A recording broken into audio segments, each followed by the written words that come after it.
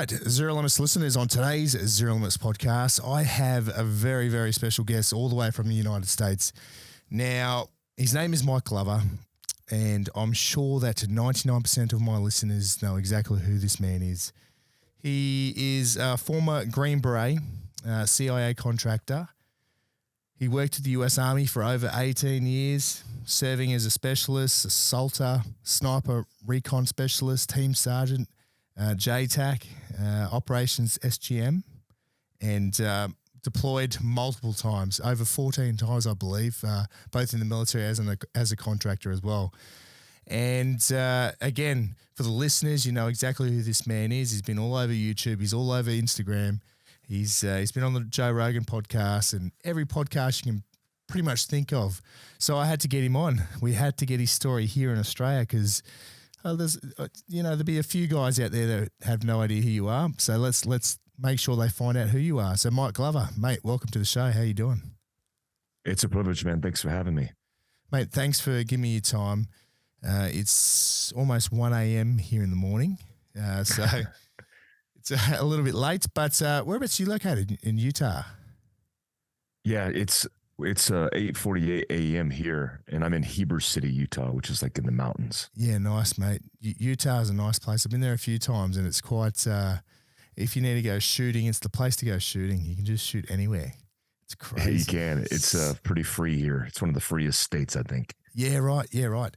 Mate, as I said, you've been all over YouTube. You're, pretty much a social media guru in a way. And obviously you're the CEO of Fieldcraft Survival, which we'll definitely touch on down the track because I know a lot of my guests will be interested on hearing what Fieldcraft actually does. I know that the government listed you guys as a terrorist organisation at one stage, so that's something we'll definitely touch on. But yeah, mate. So what I want to do again, mate, as I spoke offline just shortly, there's a lot of podcasts or YouTube videos with you out there, but there's not much about your younger life, and that's what I want to find out. So, mate, let's start off right from the start, mate. Give us a quick rundown on growing up, where you grew up, and siblings, and obviously what led to you joining the armed forces. Yeah, thanks for that. So I grew up in a military family. I was born in Fort Ord, California, where my dad was stationed at the time. Prior to that, a couple of years prior to that, my dad met my mom when he was stationed in Korea. So we were stationed in multiple places. When we moved to Fort Ord, I was born, and then shortly after, we moved to Germany, where I lived for 4 or 5 years. And then right after Germany, when I was 5 or 6, my family separated. My dad and mom divorced. My dad took me to Daytona Beach, Florida, where he started a career in law enforcement. And my mom moved to North Carolina, where she had met her current husband, who was stationed actually at Pope Air Force Base. He was an airman, an Air Force guy. And I grew up, only child, raised mostly by my grandmother because my dad was working in corrections, and, went between my mom in North Carolina, which is a more country part of America. It's more rural. It's got the Appalachian Mountains and really beautiful, but it's definitely not a city. And so I went from there to Daytona Beach, Florida, where it's all fishing. I imagine it's like the coast of Australia, which is a very different culture. Yeah, go ahead. Yeah, no, as you said, I've been to that part of the world, Daytona Beach, and it is similar to like the Gold Coast, but a little bit more free. You can do what you want, type thing. Yeah, it was cool. It was cool as a kid growing up in that environment because we were poor. Like, we lived in a small trailer. We didn't have a lot of money, but in Daytona Beach, Florida, the beach is free. It's a couple bucks if you could drive on the beach in that area. And so I had a real good upbringing with a good father and a good mother in their individual lives, going back and forth. And then everything was cool until I hit puberty and started chasing girls and getting in trouble. I was making straight A's and a good kid, and then girls came along and kind of screwed me up, took me off track. That's a Glover trait. I think that exists in our DNA. But when I turned 16, I ran away from home. Oh, shit. And I ran away because my dad had pushed me out and said, "Hey, move with your grandma." And my mom kicked me out of the house. And so I was like, I don't want to burden my grandmother because I loved her. And so I just picked up all my stuff. I had a couple $100 in my pocket, and I moved into a motel and lived in a motel for, I think the rent was like $500 a month. And I worked full time. And then there was a high school equivalency program where you can get your high school diploma. And my only goal was the Army. I mean, that's the only life I knew. Like we had talked about before, my uncle was in the Navy. My dad was in the Army. The military was in me because every man on my dad's side had served in the military. Even on the Korean side, all the men had served with GIs, American service members overseas in Korea. So it's all I knew. I got my high school diploma on my own and graduated when I was 16 years old. And then I enlisted into the Army, into the infantry when I was 17 years old and started my military path. Yeah, right. And what I was reading, that you wanted to become a ranger.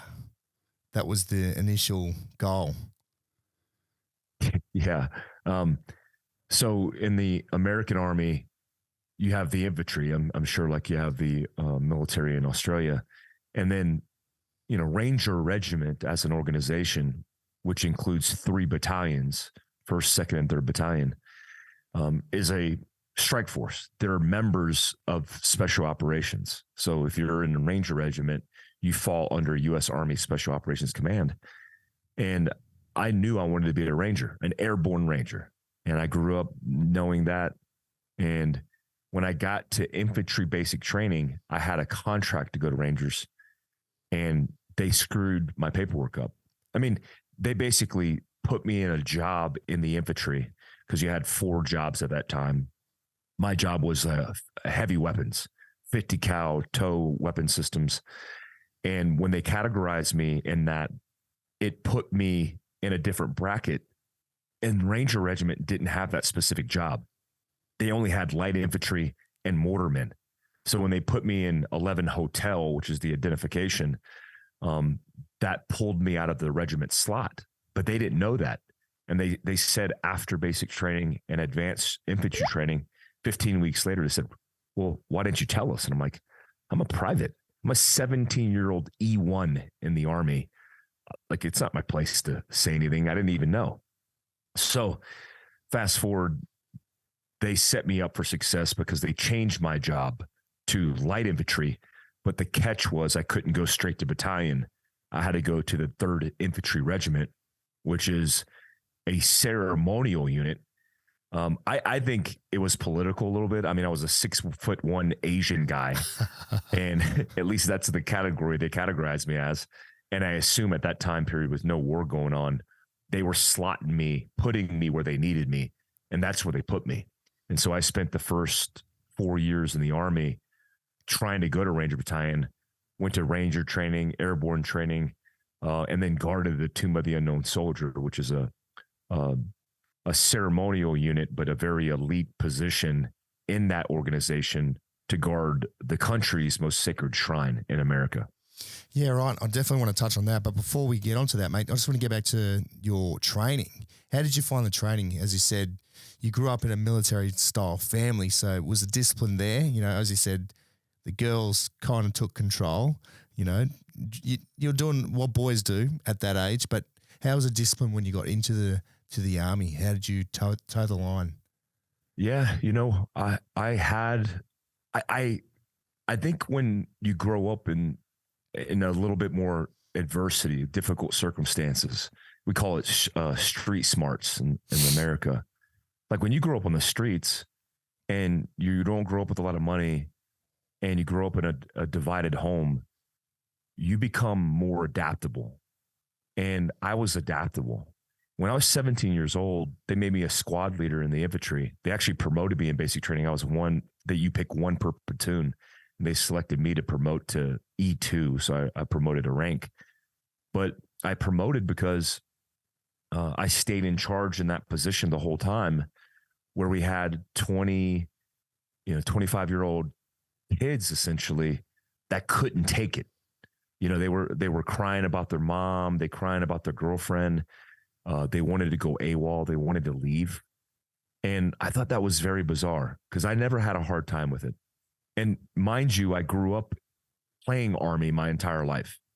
So for me, the Army was like a joke. I mean, I had been playing in the woods, going through difficult missions that I scripted in my brain. And then when I went to the military, it was not that difficult.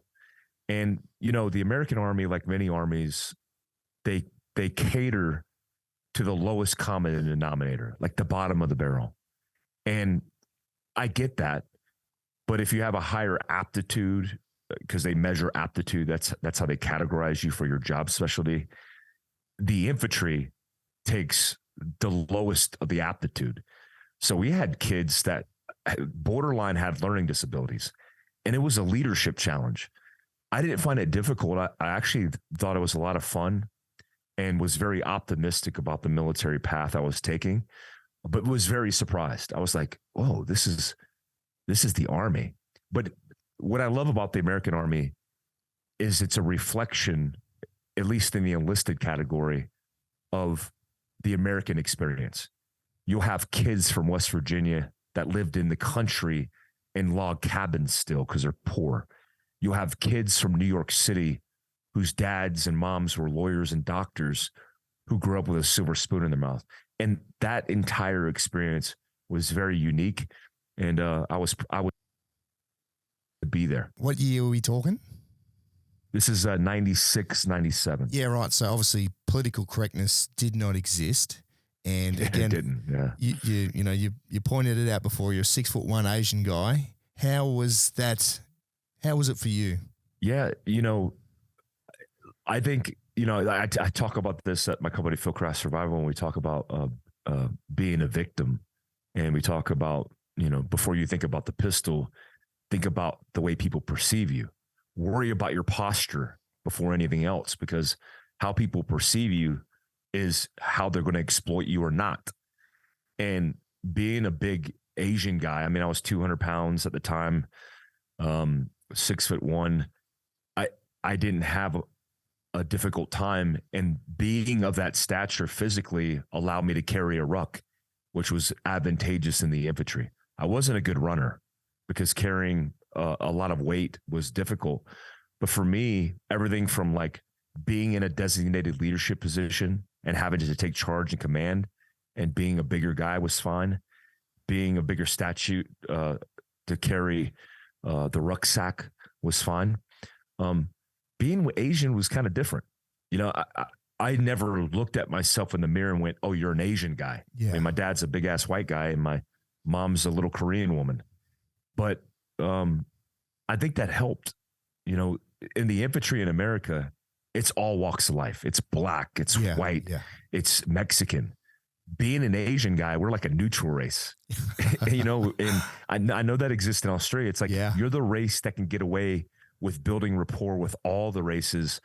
And back then, when it wasn't woke and it wasn't politically correct, it was like you had to adapt quick and speak the language and the culture of individual people. And I thought that was cool. I had an advantage being a big ass Asian dude. Yeah, mate. I'm similar. My family's all from Singapore, so I'm 6'4". Oh hell yeah! You got a huge advantage. It was rugby too. It was rugby the advantage. Same thing, mate. So obviously you finish all your training, you've passed it, and then as you said, you move into the ceremonial side of things. And this is at the Tomb of the Unknown Soldier. This is at Harlington. Is that correct? Yes. Yeah. Yeah. I went there last year. It's absolutely incredible. The first time I seen the changing of the guard, and it's just absolutely incredible. So, mate, run us through that. Like that's some crazy drill. Like, as I know, I hated drill, absolutely hated drill, but I've seen you do your rifle drills. You did it a while back on a YouTube video, and you still got it. Yeah, it was crazy because I didn't want to be there, man. Not at the tomb, but at the 3rd Infantry Regiment. And when I first got there, I went to the scout platoon, And the scout platoon was like all the outliers, or depending on how you look at it, like all the sandbaggers that didn't want to do the ceremonial stuff. And, you know, our job was to go into the field, play op for the opposition force for our infantry skills, because we still had to maintain our infantry credentials. But our main mission was ceremonial, like you said. So my uncle, who was a sergeant major at the time, told me, he said, hey, go to the tomb and try out. They don't mess with you. It's like a firefighter schedule. It's very difficult, but if you make it, you'll like it until you go to Ranger Battalion. And I said, okay, I'll do that. And I tried out. I was the only guy out of a few guys that made it.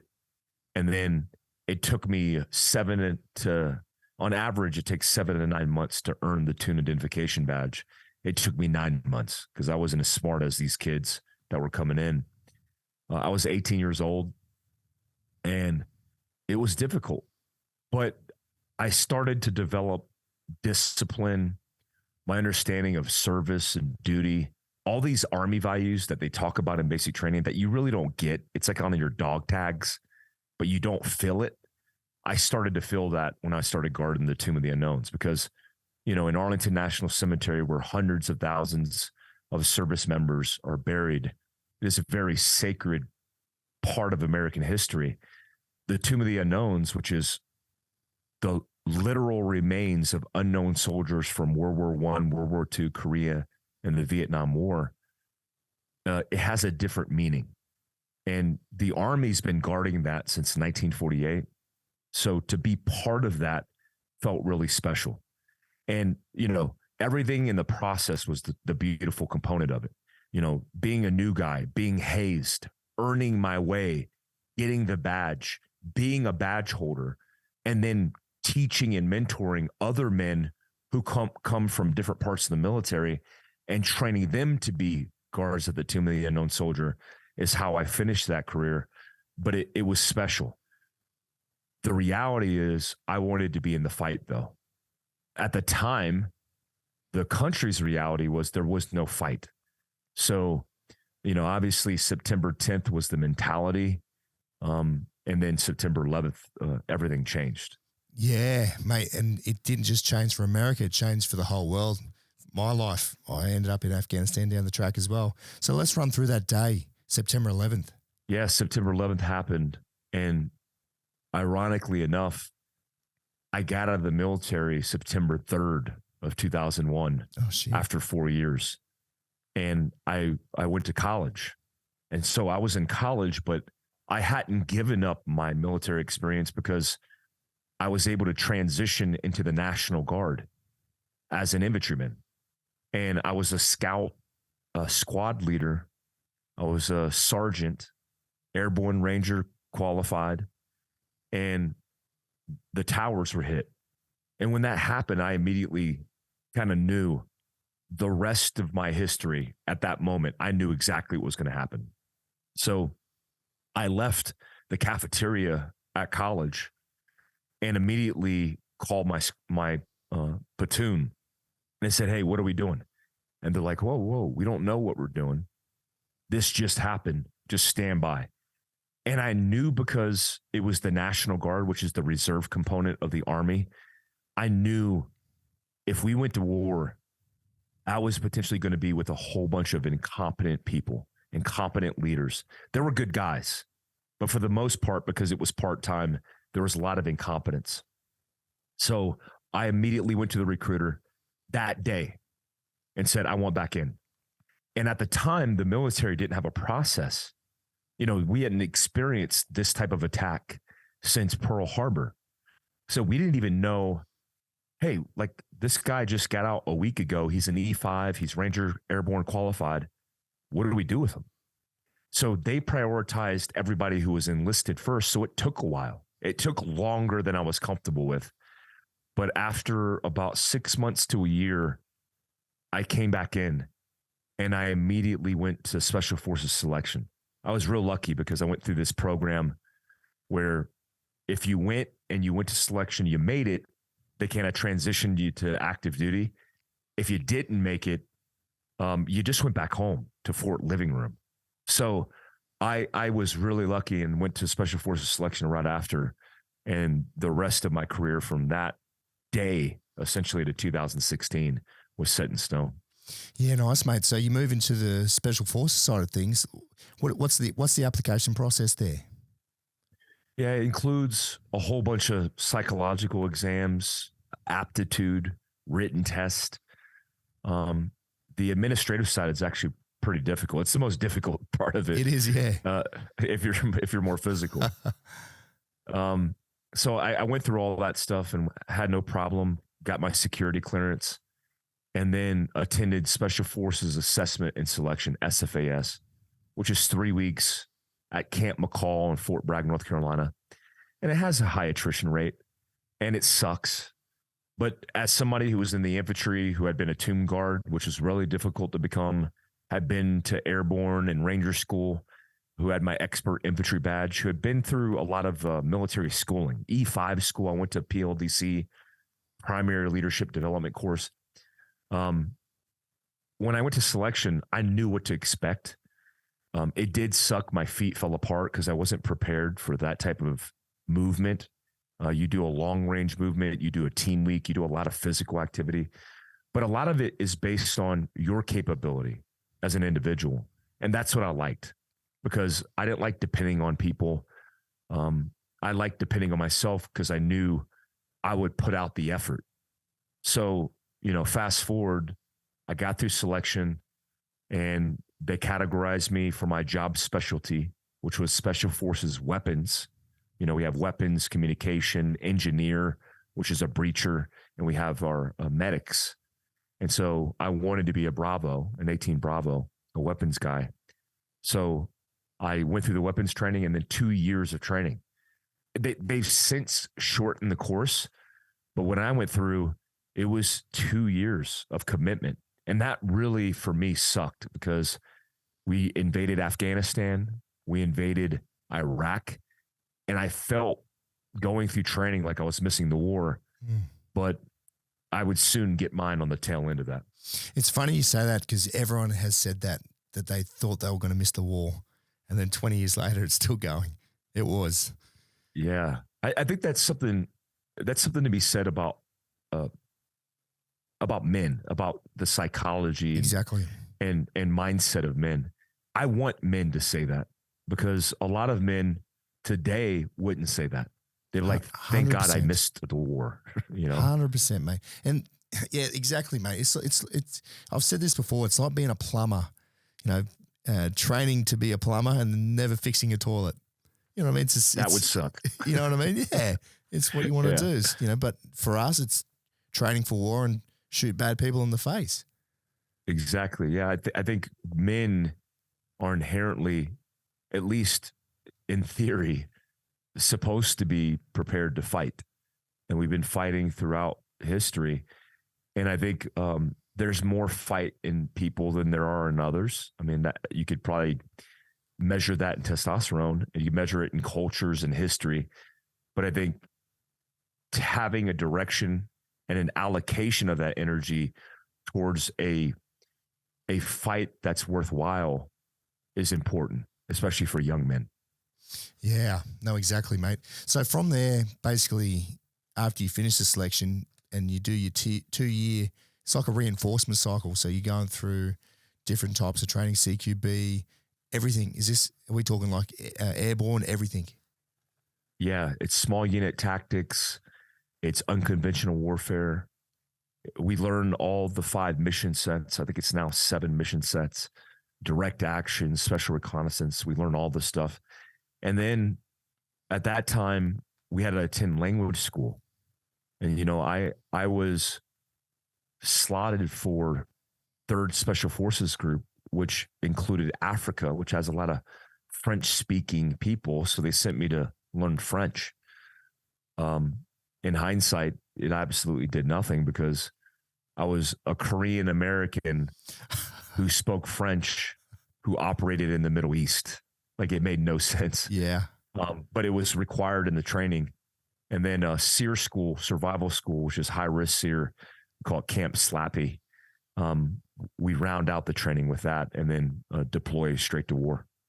Is there anything you struggle with within that 2 years? Because I know a lot of guys struggle with shooting, or it's a fitness side of things, or waterborne operations is obviously a general killer. The only thing that I struggled with was language school, because I had to, transition a mindset where I was used to getting away with the physical component, and it was easy for me. But then transitioning to academics and sitting in a classroom for 4 months, learning a foreign language. And so that was really difficult. I mean, I nearly failed. We had very good instructors, but that was earlier. Language school used to be at the end of your training. And if you failed language school at the end of your training, despite all the effort you put into small unit tactics and guerrilla warfare, they would kick you out. And so I knew I couldn't mess around, so I had to study really hard, but it was the most difficult part of it. Yeah, right. So you finished that 2 years, and then where do you get posted from there? I immediately go to 3rd Special Forces Group, and 2 weeks later deploy to war. Straight into it. I mean, it was pretty surreal because I had just freshly come out of training, but I was very prepared. I mean, if you're going to send somebody to war, send them right after. Yeah, fresh. Fresh out of it. So I went 9 months was my first rotation in Afghanistan, and it was a good rotation. I mean, it was violent. It was all the things I expected and more. So run us through this, mate. Obviously, your first deployment. How's your family feeling as well? Your mum, obviously, mums. You know what mums are like. Well, what's crazy is my stepdad, who had served 20 years in the Air Force, retired as a master sergeant at E8, transitioned into the government civil service side in the same job, working on A-10s, which is the Warthog, the anti-tank killer. And we deployed that year together to Afghanistan. So he was right down the road in Bagram, and I was in a remote fire base in Nuray, and she was worried sick. Back then we didn't have great internet. We didn't have social media, and we barely made phone calls. We had sat phones, and we called once a week to our family if we were lucky. If we had a mission or an operation, we just never did. So she was really concerned. At the time, I had a girlfriend. I just unplugged. I mean, I barely talked to her for 9 months. I maybe talked to her a handful of times, but it was good for me because my only focus was war, and I was living a dream. I remember other guys kind of being bummed out that they were missing their kids. And I got that. It makes sense to me why you would miss your kids or your family.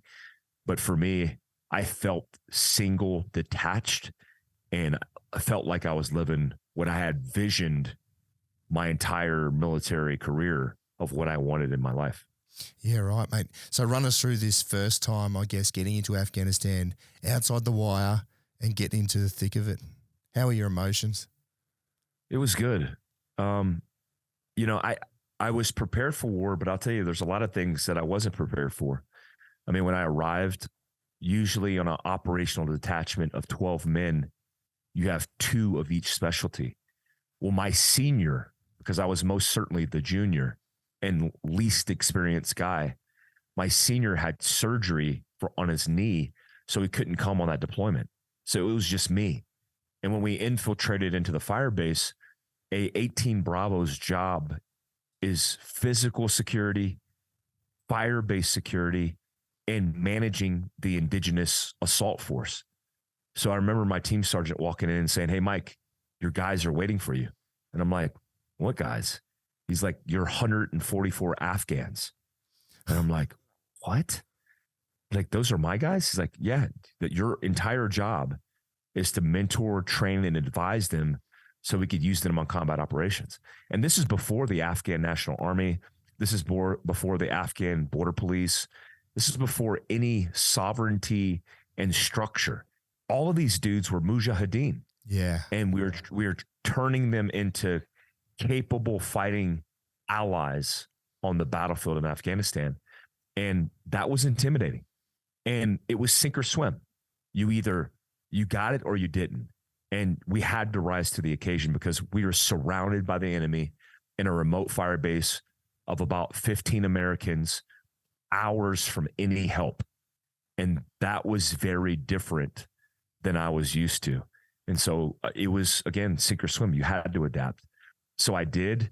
That rotation, we got into a lot of contact with the enemy, but most of it was indirect. But that was the scariest kind. I would rather be shot in close range from the enemy in an ambush than be on the receiving end of a mortar round, an RPG, or a rocket, where you don't know how to manage that because you can't even identify the point of origin and you don't have a weapon system at your disposal to reach out and destroy the enemy. It was very different, and I learned a lot. I was there during Operation Red Wing to rescue Marcus Luttrell. My company, 2 detachments from my company, actually rescued Marcus Luttrell. I was on the QRF, the Quick Reaction Force, that was staged for the guys that went in to rescue him, and it was crazy, man. I mean, it was a open, exposed truth to all the things that were assumptions in my brain. They became realities real fast. Yeah, right, mate. I had Tony Brooks on. He was a ranger that was there for that the downed Chinook. He was on the ground. Yeah, he was on the ground with the guys. That was a brutal. I remember the recovery.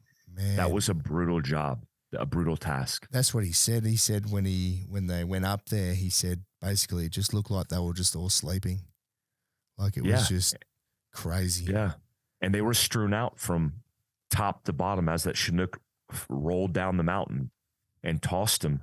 I mean, it was hundreds of meters of bodies from top to bottom, and that had to have been tough. Yeah, exactly. Now, just in regards to the Operations Red Wings, you said you were QRF. You know, what did they tell you guys? Well, we heard it on the radio. You know, our Halo team, our Freefall team, and our company had originally turned down that operation. Will Montrose, which was the team sergeant for 6-4, the Halo team, had been told that this was an operation. They did course of action development. They war gamed it and said, this is impossible. We're not going to do it. And then Marcus's team volunteered for it, a 4-man SDV team attached to 10th, which is SEAL Team 10. And when they went in, they were light, they got compromised, and they got ran over. And we got the call that there was likely somebody alive because this village was directly to our west.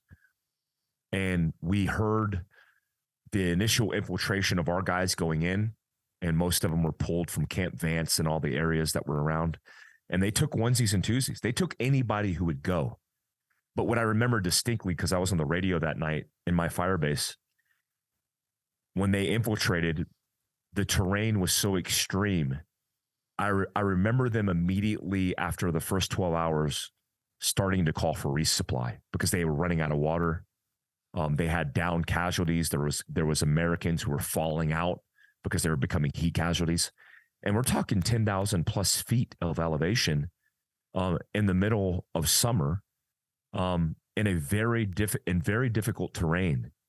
And when I heard all these things and all this chatter, I was like, oh my God, like these guys are in full kit walking through the Hindu Kush trying to rescue Americans. We might have to go rescue the rescuers. That next morning, they told us to stand by, and they flew Chinooks into our fire base and told us to have all our kit ready, have a bug out bag, have all your stuff, and be prepared to go and rescue the rescuers if it got bad. So we are the QRF for the assault force, essentially the rescue force that was going in. And there were multiple staged units throughout the region, but they didn't want to pull us out of our fire base because we were the northern furthest fire base and the last line of defense between Pakistan and Afghanistan on that side of the mountain. And they were afraid that once the bad guys identified that we were being overran, they would flood through that valley. So we had to hold that valley.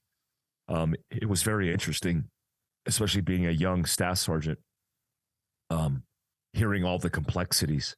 Fast forward a little bit in that rotation, we actually did a raid, killed some bad guys, and winded up finding the propaganda that became famous. Oh shit! Because it showed the bad guys' perspective. The video, the videos. Yeah. We recovered those. My team recovered those. Yeah, right.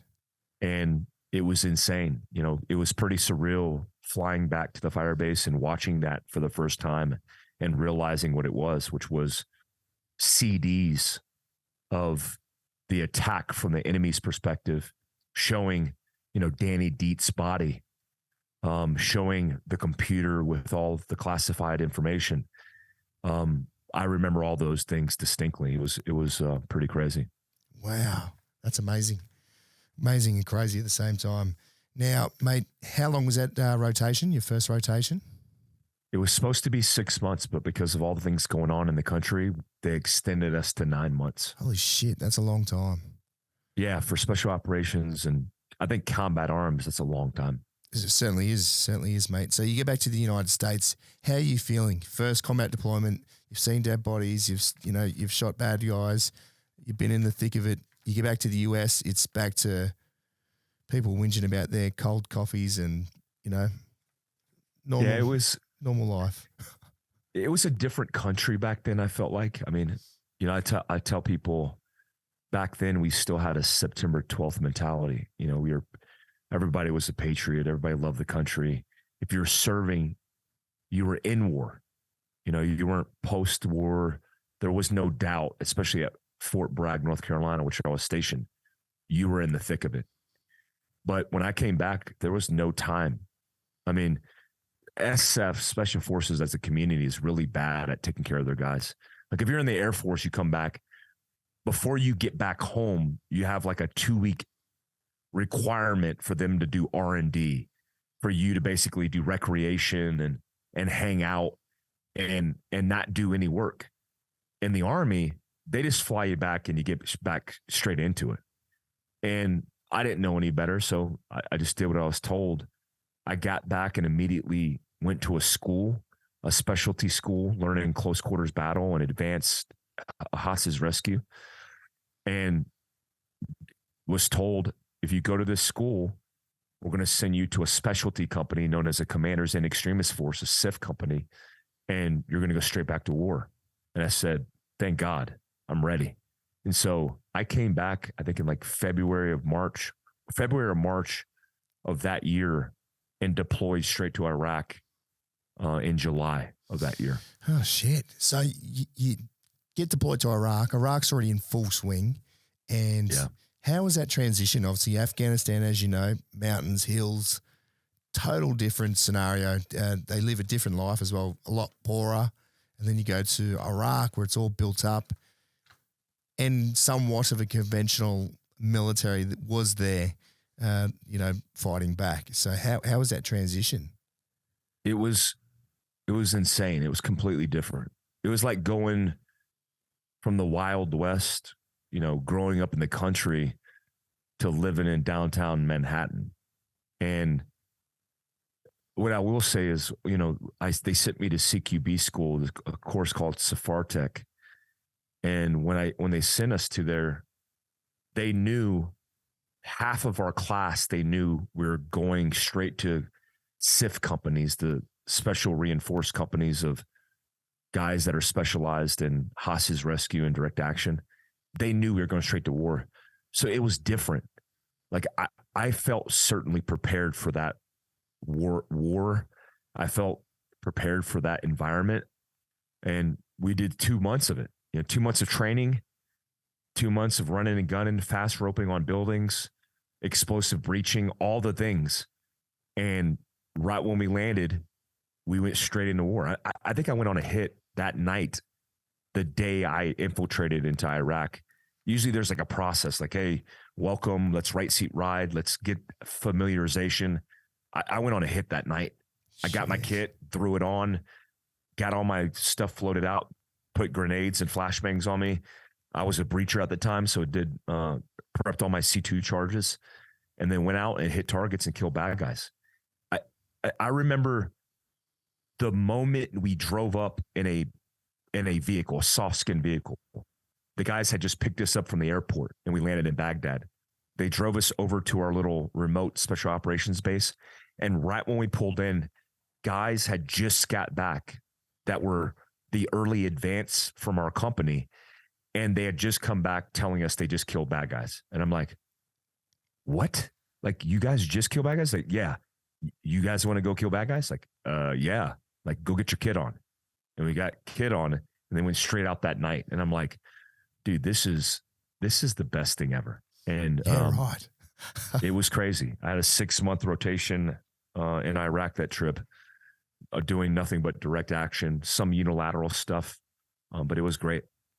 How did you find the difference between the Taliban and obviously the fighters in Iraq?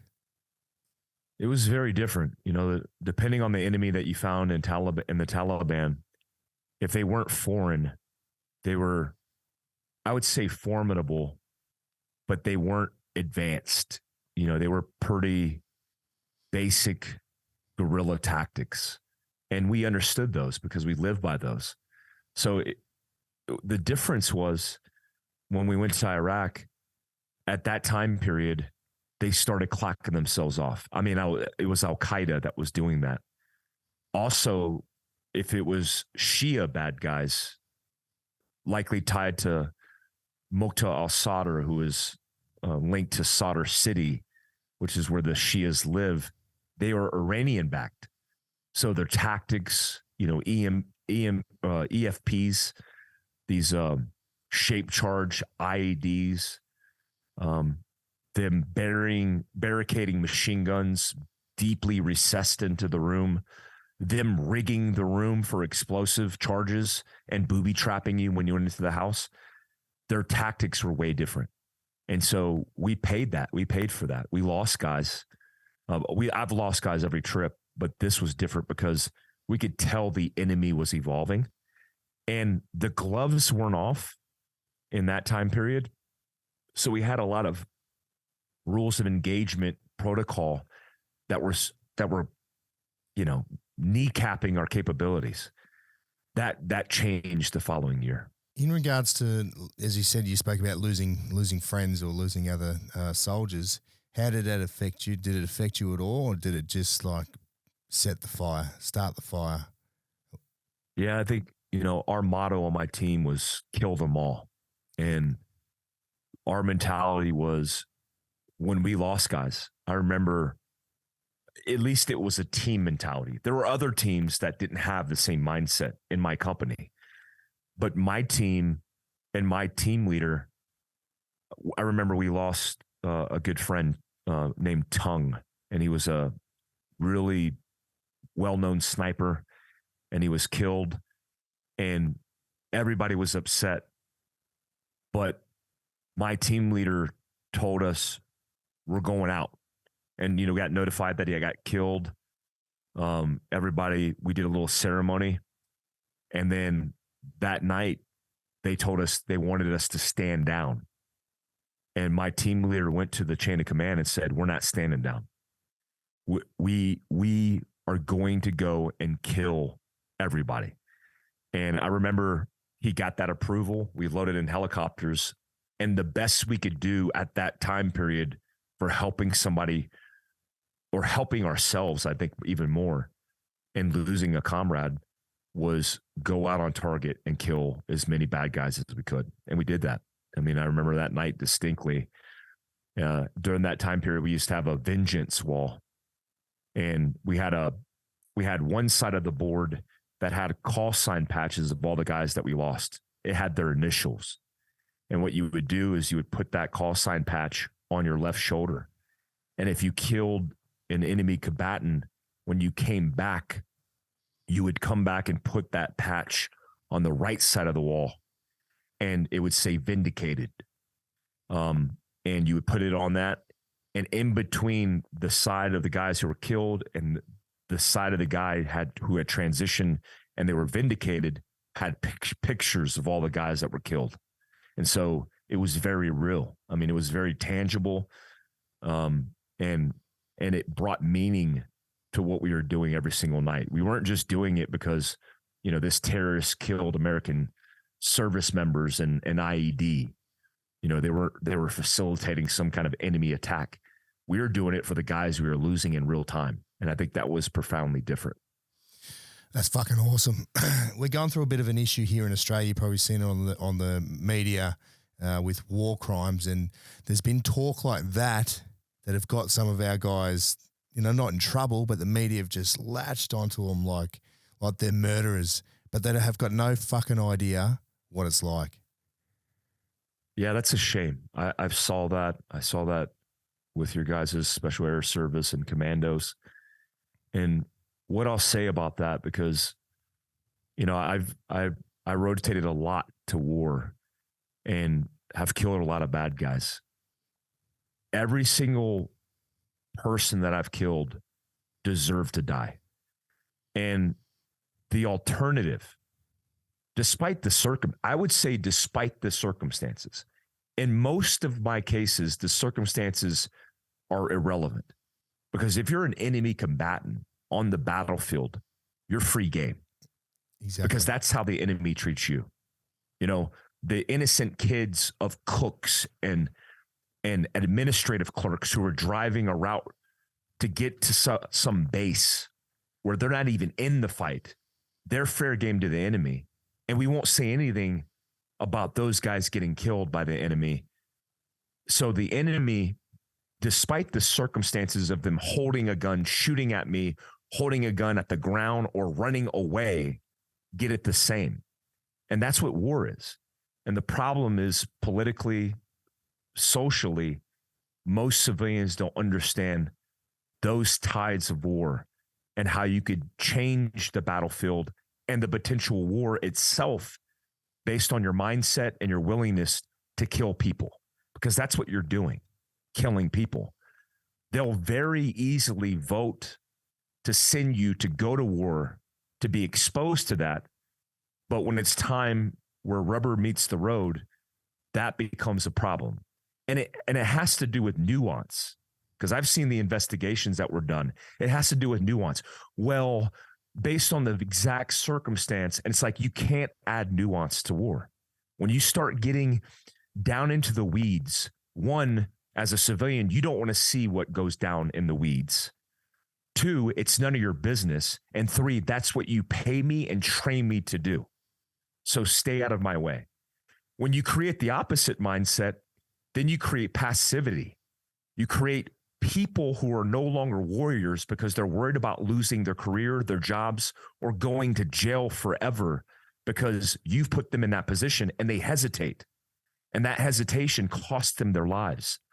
That's the inherent, very systemic and dangerous cancer that these politicians and news organizations develop when they do this, going after men who are doing it for real. So if you don't want me to do it for real, why don't you put down your camera, your microphone, your political hat, and go into theater and do that job for me? And they won't. So I find it disgusting, because I know what it's like to be put in that position. I know what it's like to be put in the position and leading men who are morally and ethically confronted with that when they shouldn't be. My motto is kill them all. They all deserve to die, because the alternative is they don't die, they live, they thrive, and they breed. And they're not breeding productive men and women in society. They're breeding evil that is going to come back and kill you one day. Whether you're the politician or you're the soldier in the field, they'll find you and they'll kill you. That radical ideology, by the way, just because we pulled out, hasn't changed, and is still an exponential threat to this country and your country. That is one of the best fucking explanations I've heard in a long time, and I will be clipping that and putting that straight up. That is exactly what people need to fucking hear. Let me know. I'll clip it everywhere, because America needs to hear it too. It's a shame that that's happening to those warriors, you know, who've literally put their entire lives on the line and sacrificed so much. and you're going to get petty over the methodology of men doing the job that you won't do. That's sad. Exactly. And you've probably seen the effects now. It's creeping into the police forces around the world as well. It's like they're getting bored. There's no war anymore, so they're going to focus on the police and start throwing them under the bus. Yeah, we've easily digressed into a September 10th mentality, and that complacency, like I said, is going to cost men and women and law enforcement, first responders, their lives. And that's the detriment. Until it costs the taxpayers their lives, nobody will pay attention. It's okay if cops are getting killed more and more, which they are in our country because of this complacency that's developed because of the politics that are involved. But when it starts costing people's lives, taxpayers' lives, then maybe suddenly somebody pays attention. And I'm afraid it's creeping in not only into law enforcement and first responders, but society as a whole. I mean, we have civilians in Texas, civilians in New York who did their best as good Samaritans to protect people. You know, I had a former Marine, Daniel Penny, who was convicted of murder, of choking out this guy. That's right, yep. Who they say was a Michael Jackson impersonator, Jordan Neely. It's like Jordan Neely wasn't a Michael Jackson impersonator. He was a drug addict and felon. He had pushed a man on the train tracks. He had assaulted an elderly woman. He was arrested 44 times, but we don't talk about that. And so now being a civilian, you can't even protect yourself or your family because you might wind up in prison the rest of your life based on the politics. Yeah, mate. Well, you'd struggle in Australia because far out. We suck here when it comes to laws. But that's something we'll touch on just down the track. Just want to get finished up on your military career, mate. So how many deployments did you do within the military? I did 9 combat rotations. 9 combat rotations in a span of what? How many years we talking? It's from 14 years. 14 years. And what is this predominantly Iraq and Afghanistan? Yeah, I did a lot to Iraq, the majority. I did 5 rotations to Iraq, a couple to Afghanistan, Libya, and Africa. Those are the main places that I spent. Yeah, right. So obviously the Libya one. Now this, I believe, was part of the Benghazi scenario. I did have Chris Peronto and David Boone on as well. Yeah, great Americans, and that was a tragic circumstance. Crazy, absolutely hectic story, and it's it falls back on the government, and that's another wormhole we could go down, but we're not going to go there. But mate, run us through that deployment in regards to that, because I had a British SBS guy on, Dean Stott. He was actually there as a private contractor as well, and he told us on his accounts of what happened that day as well. Yeah, I might have actually sat down and had dinner with him before. I do remember distinctly, especially with the SAS, the Brits, spending time with him when I rotated. So during that time period, which was September 11th of 2012, I was that entire year prior part of an organization which was just starting up. So I was the plank holder of standing up a new organization known as the Africom Sif Company, which is a reinforced company specializing in DA, hostage rescue, and special reconnaissance. And we stood up from scratch.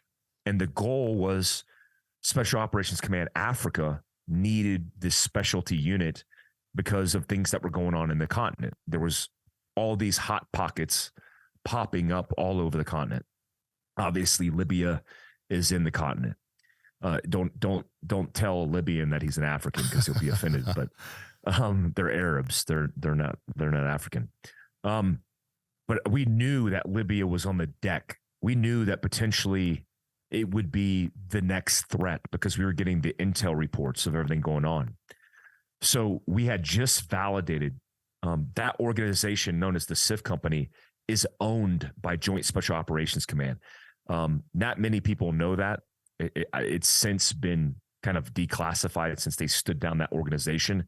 But Joint Special Operations Command that runs Rangers, that runs Delta, that runs SEAL Team 6, the Sif Company belonged to JSOC.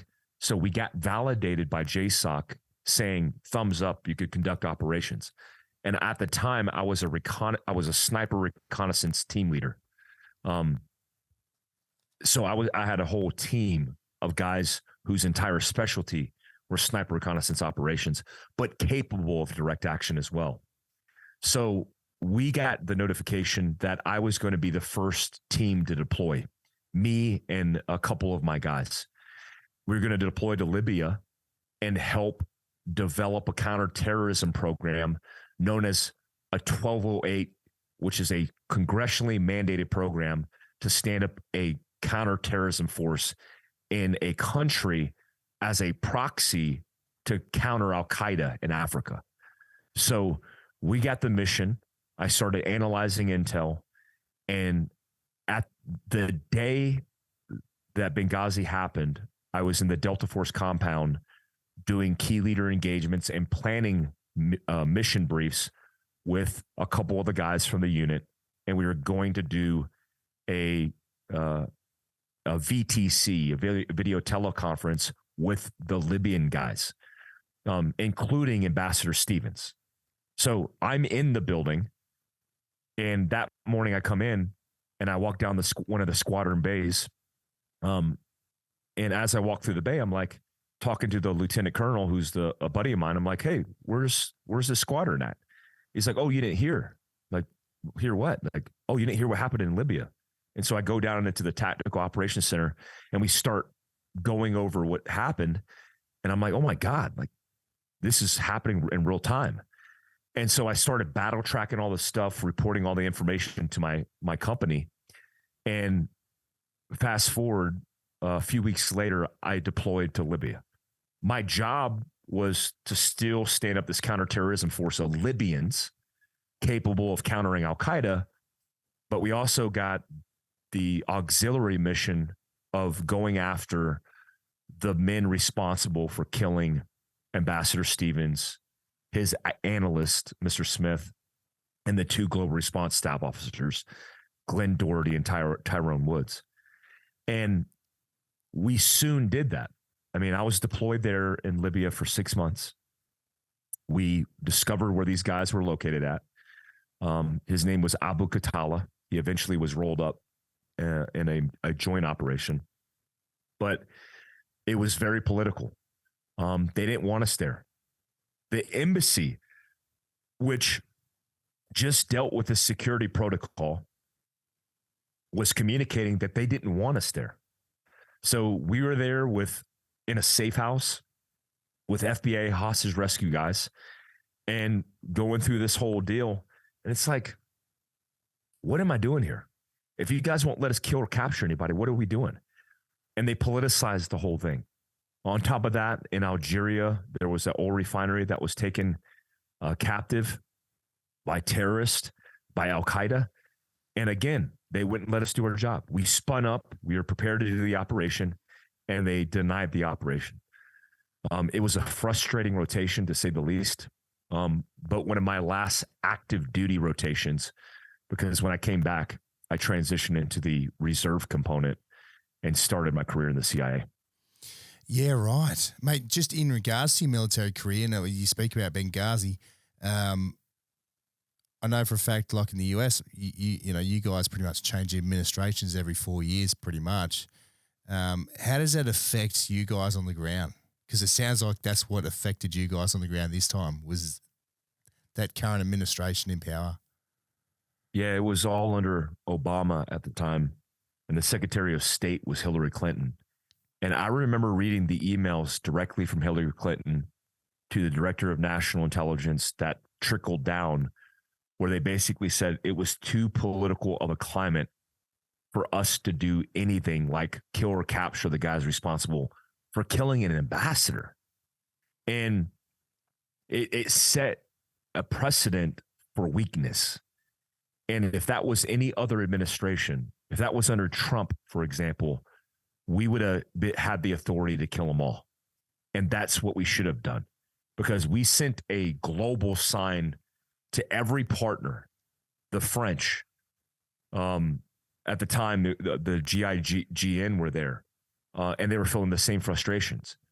the Norwegians, all the partners that were there co-located with us, we basically sent the signal that we were weak and weren't willing to take up and fight for our own. And not only did we not fight for our own, but eventually we said, this isn't even worth a fight. And we pulled up, we tucked our tail and pulled out of Libya, which I think was a very gross mistake. I spent 6 months after that as a contractor, and, pulling out of that country was near like pulling out of Afghanistan. We had a regional foothold. We knew where all the bad guys were, and then we pulled out and we lost sight of everything. Yeah. And it was definitely because of the administration. Yeah. Yeah. Right. And as you said, mate, Afghanistan, that was just even worse. Oh, brutal. I had actually a young fellow that Chris Ramirez, had him on the podcast. And, he spoke about the withdrawal, that 13, 14 days he was in Afghanistan in Kabul on that withdrawal. And it just sounded brutal. Yeah, it's sad. It's sad how we did that, how we treated our Afghan partners, but also strategically, how nobody realized that pulling out of Afghanistan would leave a black hole where we couldn't see what the enemy was doing, which is the exact reason September 11th happened in the first place. It's crazy, and it's obviously given China a foothold now too.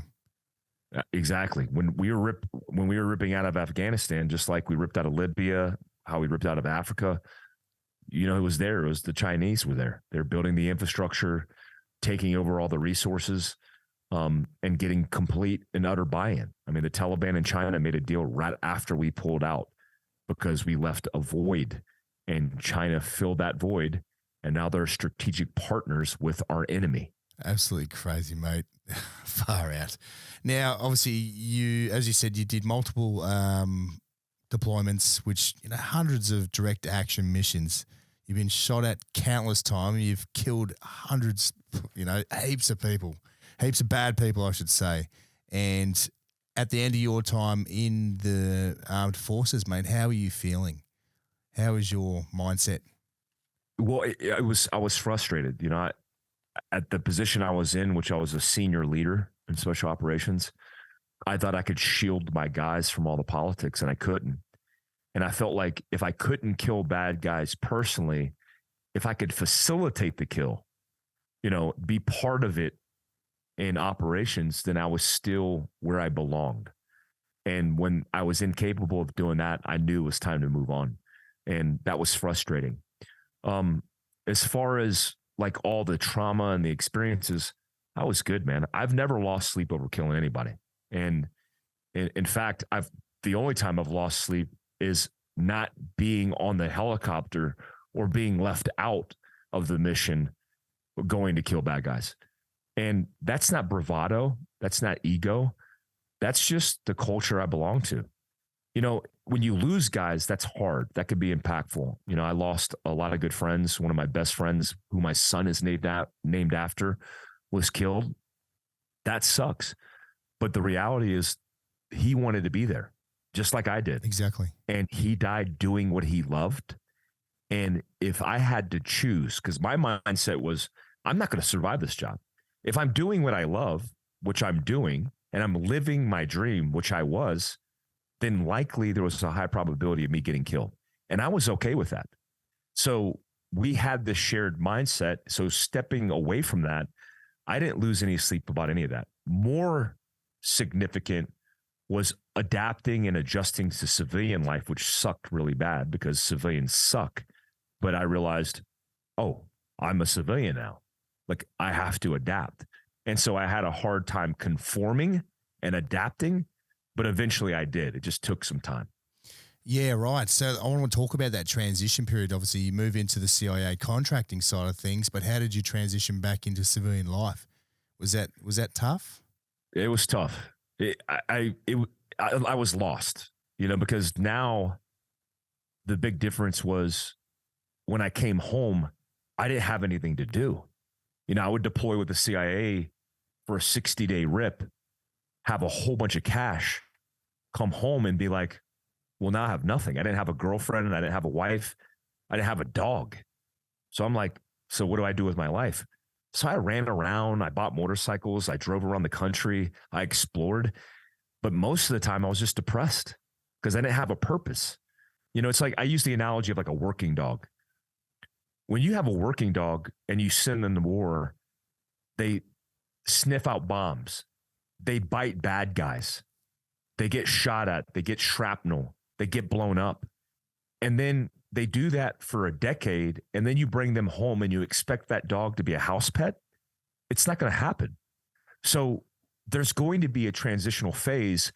And I was like the working dog who didn't know how to be a house pet. I was roaming around, like not sure. My endocrine system, my testosterone, all this stuff was out of whack. And I didn't have outlets. I didn't have a routine. I like when special operations guys say they're unconventional.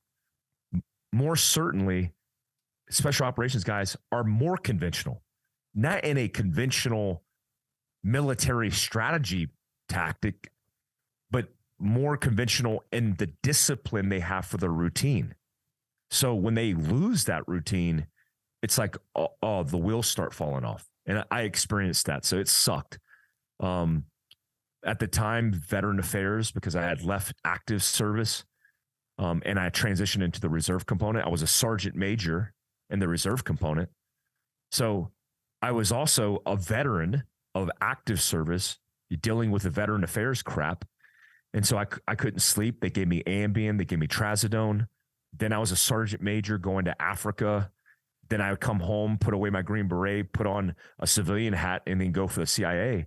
And I'm like, what kind of life is this? Yeah. And it was fun for a period of time, but it didn't last long before I was like, man, I can't do this anymore. And what were you doing the CIA? Were you obviously doing their private security contracting? Yeah, I was a global response staff officer. GRS. So I was a GRS officer and working outside the work zone. So I was a direct hire. So I worked directly for the CIA, and protecting case officers overseas was fulfilling. Every once in a while, we got into some shit and it was fun. But for the most part, I was an Uber driver for case officers. Yeah. And, they paid me for my resume, and that was cool. And I ran around with very capable guys because that job was actually difficult to get into. And I enjoyed the job. I thought the CIA actually was a good organization to work with. But there was nothing going on. It wasn't like what I was used to. If I wasn't loading a helicopter to fly onto a target, it just didn't feel right. So I knew I had to create change. And what year were we talking when you discharged? 2016. So again, political correctness is pretty much in full swing. There's 400 genders. Yeah. I mean, it started to creep in. I was there when John Brennan took over the CIA, and he was the introduction of wokeness to the CIA. I mean, he was a politician who was a career CIA officer who was all about the politics. They also restructured the intelligence community. I remember driving the director of national intelligence and hearing him in the back talking to the director of special activities division. And the conversations they had were pretty insane because everything they were doing was politically driven. Yeah. And that sucked to see that. That's crazy. That's absolutely crazy. So at this stage, you obviously lost and you didn't know what to do. What stage, where do you start Fieldcraft? Yeah, I was in Pakistan on my last trip, and I told the office, who had been really good to me. The CIA was really good to me. I have a lot of respect for the CIA and the guys and gals who work for them. The most talented people I've ever met. And they knew that I didn't want to be in Pakistan, but they didn't have anybody else. But I said, dude, I'm not deploying to Pakistan because I was in Yemen, and Yemen fell apart. And so they had to reallocate us, and they needed good guys in Pakistan. And we had already killed Osama bin Laden in Abbottabad, Pakistan. And so it was very political. I was just like, dude, I'm not feeling this. Like, even though I'm getting paid to wake up and go to the gym 2 hours a day, to work an hour a day if I'm lucky, I didn't like that. I wanted to work. So you couldn't pay me enough to sit on my ass. So that trip, that rotation in 2016, I came up with the idea of starting Fieldcraft Survival and just kind of taking my life back. Up until that point, I didn't feel like I earned the right to do anything because I was wholeheartedly committed to doing things for the country because I felt like I hadn't earned it. I hadn't done enough. But in that time period, after all the things I went through, I decided that I had earned it, and it was okay if I stepped aside. And most guys deal with that kind of guilt, like, like somehow the guys are going to miss them, or somehow the train is going to stop. It's like that train doesn't stop for you, man. Yeah, it just spits you out and keeps going. So it was time to leave. Yeah, right. And what was your initial concept for Fieldcraft? Yeah, it was. I wanted to do survival because survival wasn't tactics.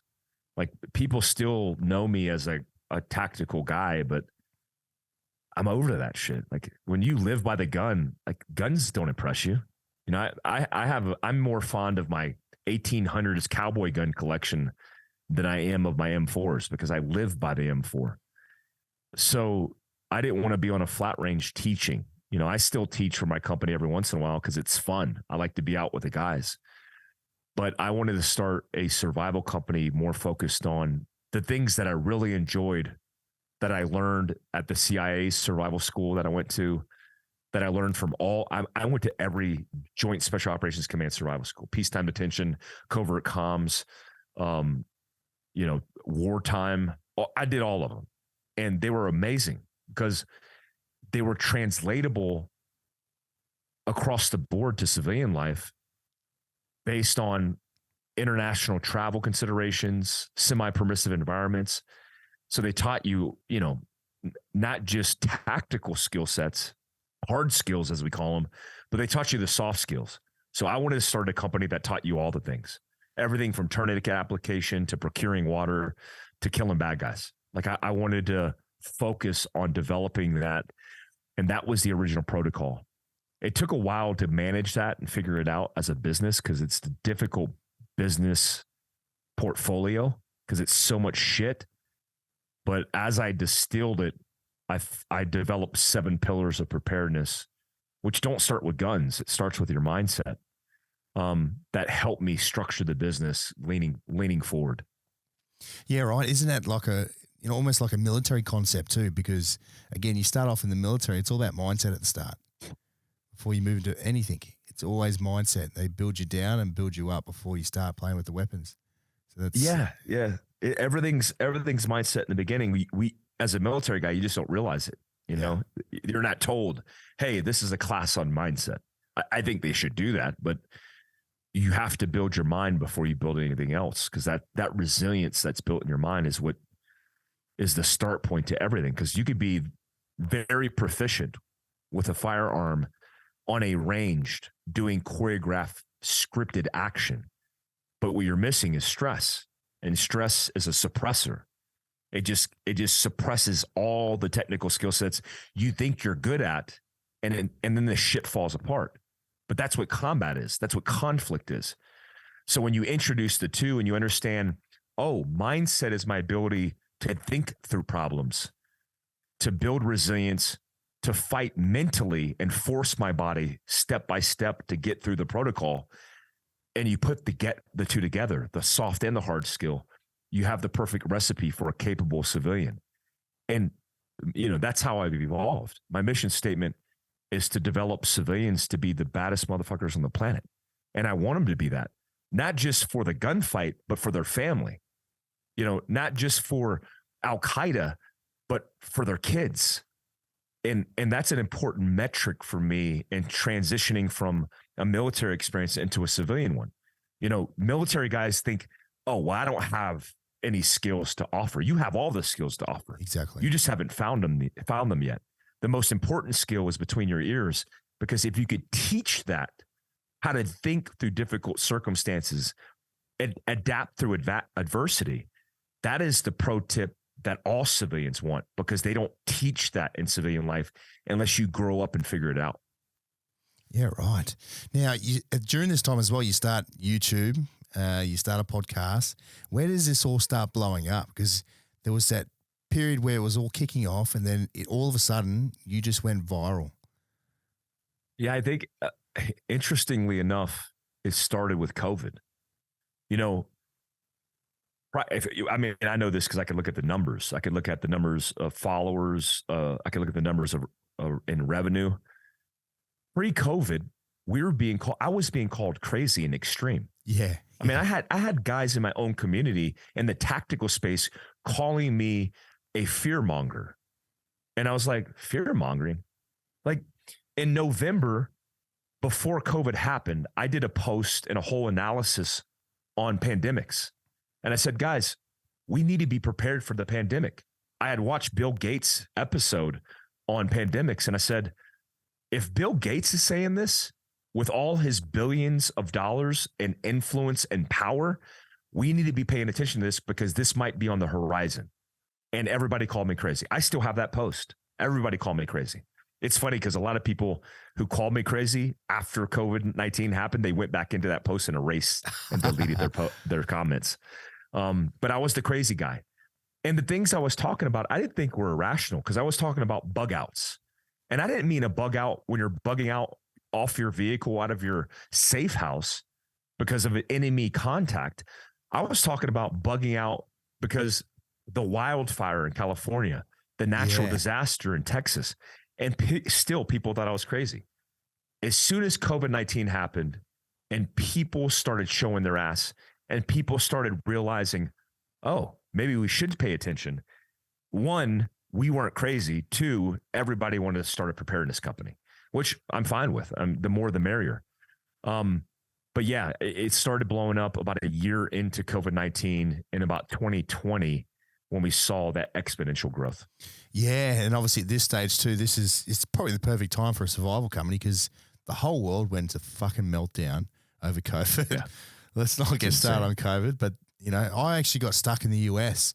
I was in the US and I couldn't fly back to Australia. They wouldn't let me back into Australia unless I got the COVID vaccine. Oh my gosh. Australian citizen not allowed back into his own country. Yeah, and that was every country. Yeah, exactly. Depending on where you live. Like New Zealand was like locked it down. Yeah. There were countries that just went crazy, but there were other countries like Sweden that were like, nah, we're not going to lock it down. We're good. Yeah.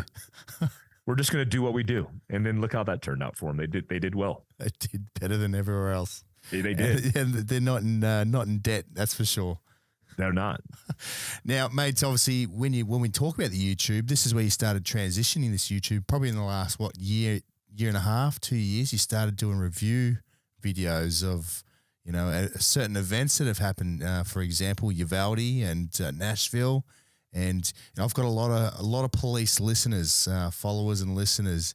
And I know for a fact a lot of them will watch your stuff and they find a lot of good information out of what you talk, and you're not afraid to say it. That's what I like about you. You're not afraid to fucking call people out on the spot like you did with Uvalde, because it was an absolute fucking joke. Yeah, that was super sad. And, my media guy, I have a great team I'm surrounded by, and John came to me.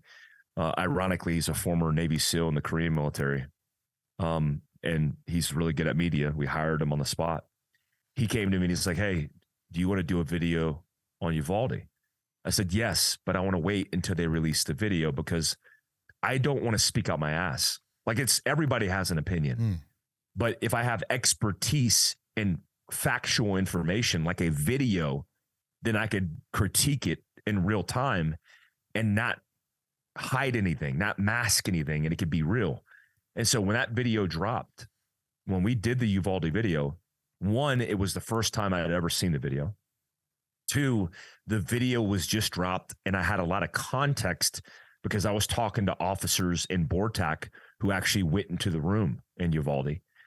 And three, I was so pissed and so angry at the response because I train active shooting training protocols to law enforcement. And I've never trained Uvalde, but I know they know the protocol. I know they know exactly what to do. In fact, it came out and I knew it. I said it in the video. These guys had been trained in the protocol, and they were trained a few weeks prior. The chief was actually involved in the training protocol and knew exactly what to do. So there was no excuse. And so I've been criticized by a lot of people, but I understand now that, nobody criticizes the mediocre. People criticize the people who are willing to stand up and say something. And if you're not criticized, it's because you're not speaking on something that matters. And when I did that video, it was a big risk because I have a Massive lot of fans. risk. Yeah. Yeah, I have a Especially lot of fans in law enforcement. Oh, yeah. I knew that was going to be controversial, but I didn't care because, one, if you're going to tell me that you know more than me in tactics, show me your resume and we'll debate that, but I doubt it. And then two, if your feelings are hurt for the lack of personal courage and integrity these officers had, then I don't give a fuck anyway. Yeah. Like your opinion doesn't matter and it's irrelevant. So we stood firm in that, and that's basically been the protocol. We've caught shit for it. I catch shit personally for it, but I don't fucking care. I've gotten to the point now in my life where the only thing at the end of the day that really matters is my family and my team at my company. Fuck everybody else. And if they don't care, then I'm not concerned with it. Exactly. But videos like that, you need to do it. And it's good there's people like you that are doing this because it's highlighting the fucking issues. Not even that, it's putting these people on the spot, because now next time, for example, you move to Nashville, the boys absolutely fucking cleaned up. God, so proud of those boys. They cleaned up like it was. Yeah, I got chills because I'm so proud of those men. And that, doing that video it felt good because I know, in criticizing Uvalde without context, people would think all law enforcement is incompetent.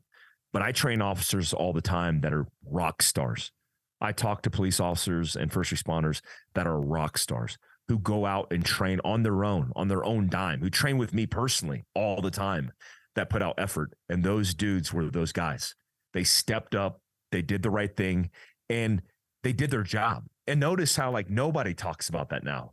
It's like everybody wants to talk about the officers not doing their job, but nobody wants to talk about the officers doing their job. I think we need to have the bad news when it's bad and call it what it is, but we also need to talk about the good news. And most certainly those guys were the good news. Yeah, exactly, mate. It's the same thing here in Australia, mate. We never see the good that the police do. And I know there's hundreds of brilliant police officers that do some cool stuff. And there's that one that does something stupid and ruins it for the rest of them. Mate, there's shitheads everywhere. Just recently we had a police officer taser a 95-year-old woman in a nursing home. She was in a walking frame with a knife. It went, it's not good. She passed away as well. Passed away eventually. But anyway, there's stuff like that. But then there's times where police do absolutely awesome things. And for example, we had an active shooter. I wouldn't say an active shooter. It was an ambush on 4 police officers in Queensland. 2 police officers were killed, and tactical teams went in and ended up killing the 3 perpetrators and absolutely annihilating them, which was, always a good thing to see the bad guys dead. That's awesome. But, mate, so where do you see Fieldcraft Survival going now? Like, is it you're just going to keep expanding on it? Yeah, the big thing for me mission-wise is, one, virtual online education is a way to touch and, put our stuff out all over the country. I mean, it's hard for most people to get out nowadays in a recession and get to training at Fieldcraft. So we want to focus on our online application, which is an app that you could tether to Roku, Samsung, all the platforms, Apple TV, and watch the education. That's the first part, which is education. The next part is training. So we're continuing to training. We train across the country, 4 to 6 states every weekend, everything from first aid to experiences on leadership. The list goes on.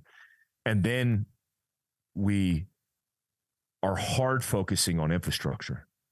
I'm moving down to a 20,000 square foot warehouse in Provo, Utah, where we'll have jujitsu, we'll have a coffee shop, we'll have a gym, and we'll have training on the back end to teach civilians first aid, close quarters, home defense, all the things. And we want to bring that in what's called the tribe membership, because all the members are local. But all those people who go to that Fieldcraft HQ, that headquarters, they're able to train in all the skill sets and make themselves more resilient, more capable, and more prepared.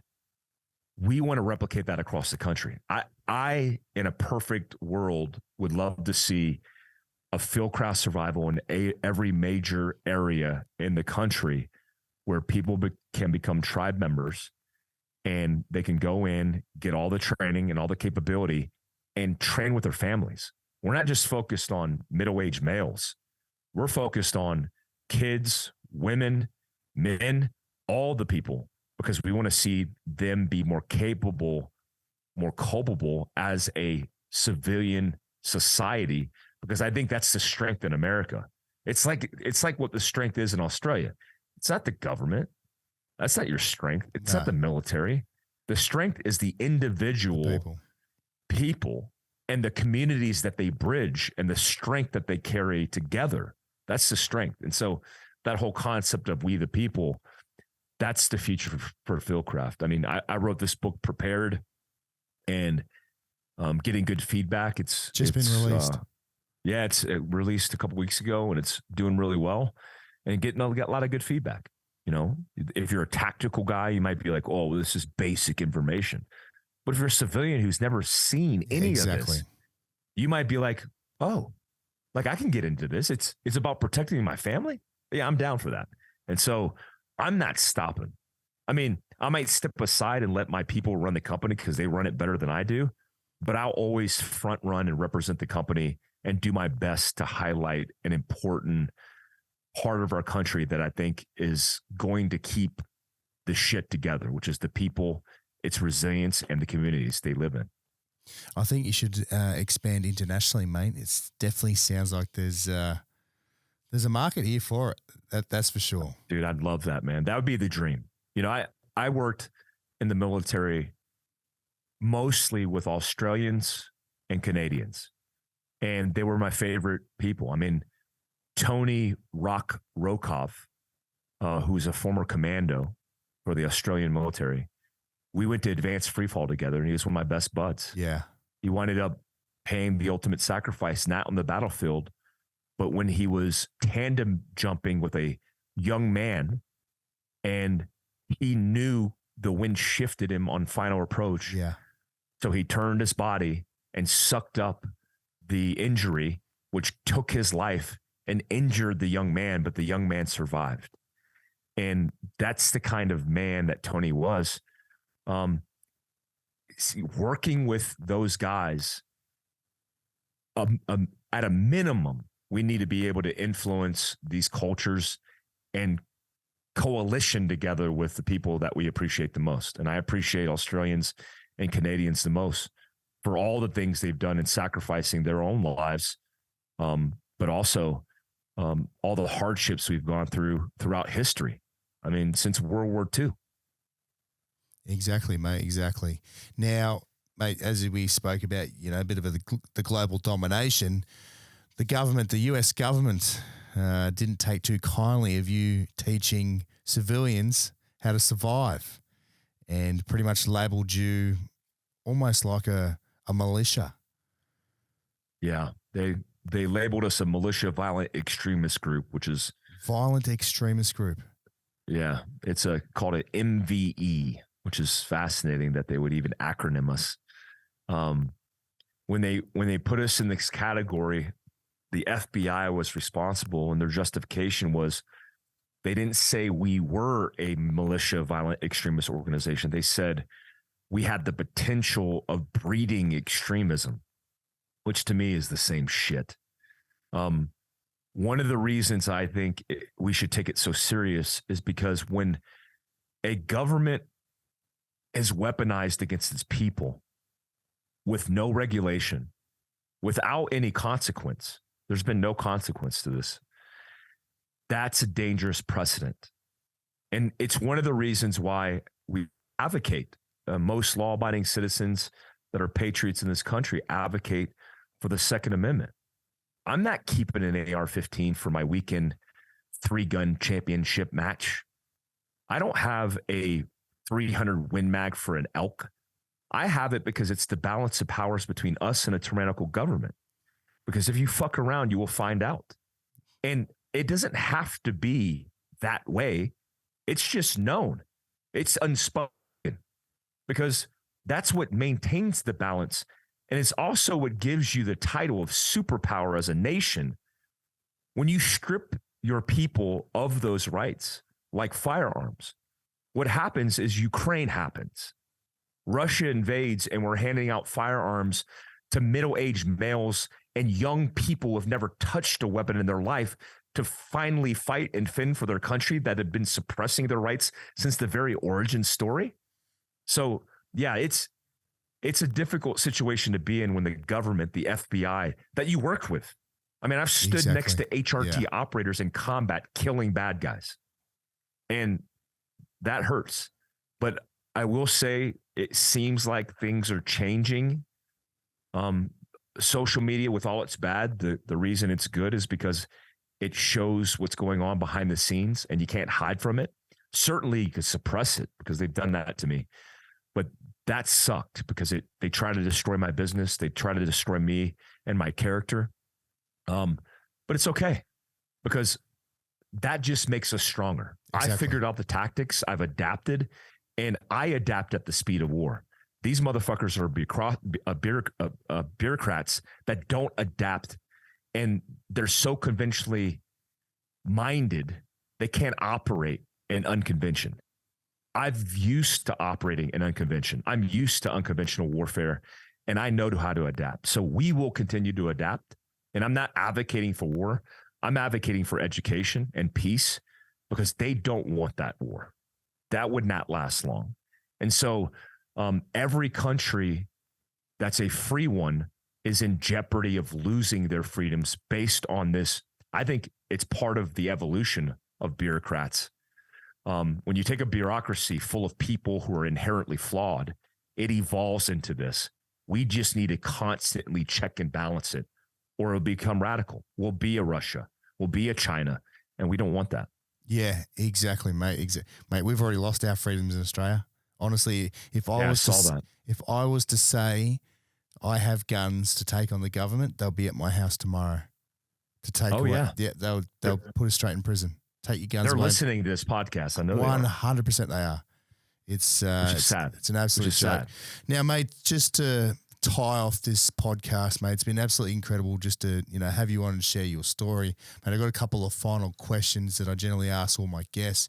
Now, mate, that first question, you pretty much fucking answered it throughout the whole thing, but what advice can you give to people just to keep on keeping on, complete any goal they set their mind to, and just to fucking crush it in life? Yeah, I think a lot of people lose focus because they spend a lot of time on their cell phones looking at social media, focused on global economics, war strategies with foreign adversaries, but they can't police their own fucking home.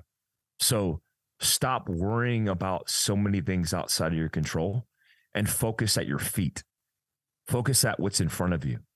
If you want to make profound change and impact the world, it doesn't start with your comments on social media.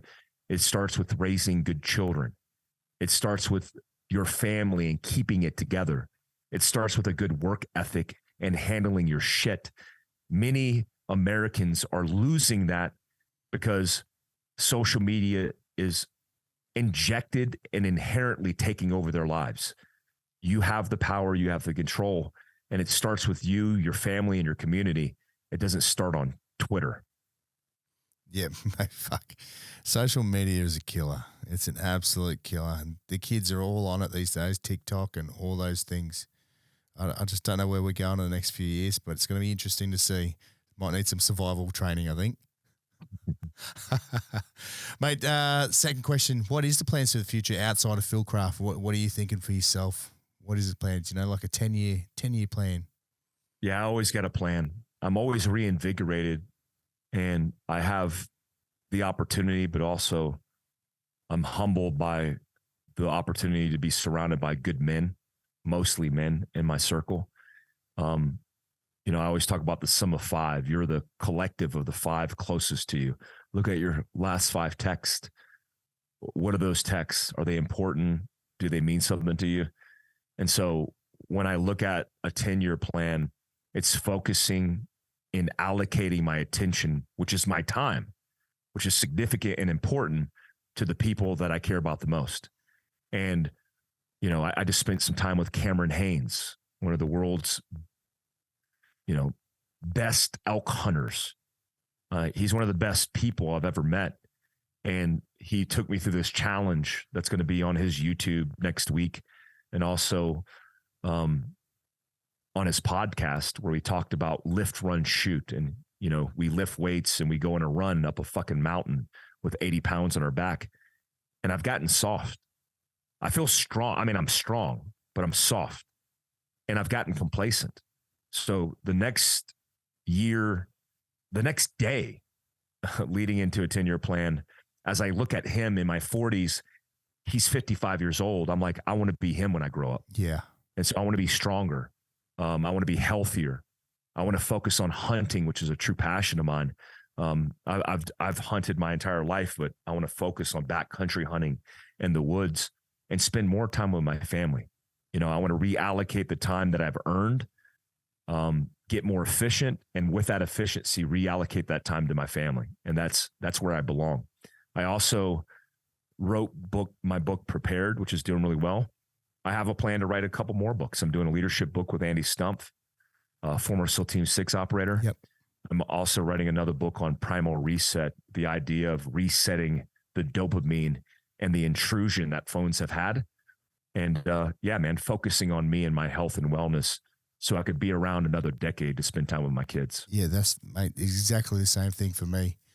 Doing the best so you can say, you know, enjoy the kids. You know, you don't want to be one of those big old fat parents that, you know, pass away early and kids got no parents. Fuck, too often. Mate, third question. Now, this one's just completely left field to bring you back down to just a dude outside of the military, outside of being a fucking hard ass.